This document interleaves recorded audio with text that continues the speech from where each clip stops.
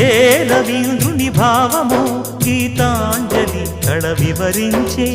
ఎండ తాకని పండు వెన్నెల గగనముదికెన కన్నుల ఎంకి పాటల రాగమే గోదారి అలలపై నిదురించే మూగబోయిన రాగమాలిక ముసిరె నిపుడు నా గొంతున సంగీతమా నీ నింగిలో